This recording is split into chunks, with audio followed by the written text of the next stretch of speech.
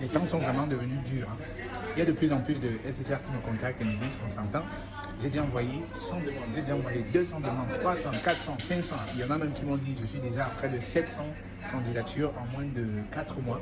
Jusqu'ici, je n'ai reçu aucune invitation aux interviews. J'étais vraiment stupéfait lorsque l'une des SSR me disait écoute, qu'on s'entend, je suis déjà à pratiquement 400, 500 demandes et je n'ai même pas une invitation aux interviews. Là, je me suis demandé, mais c'est fort. Donc, le marché est devenu tellement difficile, le marché de l'emploi, hein, il est devenu tellement difficile que voilà, je me demande c'est quoi la meilleure stratégie. Hein.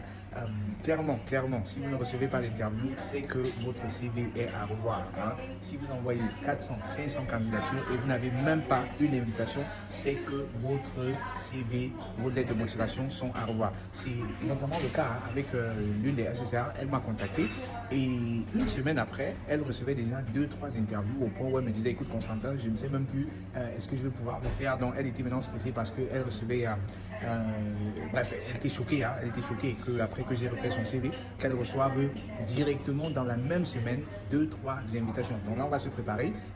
Je vais la puiser de confiance, je vais la préparer par rapport à la technique d'entrevue, d'entretien, et puis on va voir. J'espère pour elle qu'elle va décrocher le contrat parce que l'invitation n'est pas non plus la garantie. Hein. Vous avez une invitation parce qu'on a vu que vous pouvez faire le job, mais alors vous devez pouvoir persuader. Et croyez-moi, interviewer, c'est un art. Interviewer n'a rien à voir avec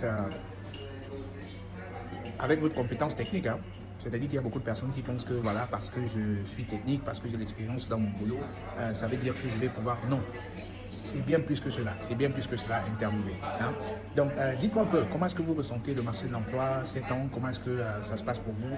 Comment est-ce que la recherche d'emploi est pour vous? Quels sont les challenges que vous rencontrez? Et aussi, quelles sont les solutions? Donc, si tu as aimé la vidéo, merci de t'abonner, merci de liker, merci de partager avec quelqu'un qui peine à trouver du travail parce que j'ai 1, 2, 3 choses à dire à cette personne pour faciliter sa recherche d'emploi. C'était Constantin pour vous hisser au sommet de votre carrière professionnelle. Portez-vous bien. Je profite du soleil, je profite du bon temps avec ma petite Alexis. Hein.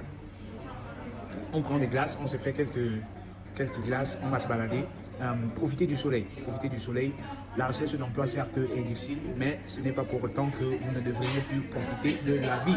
Profitez du soleil les amis, allez prendre des glaces, allez refroidir un peu les nerfs hein, et puis relancer avec votre recherche d'emploi. Mais comprenez une chose, si la quantité est importante, la qualité est encore plus importante.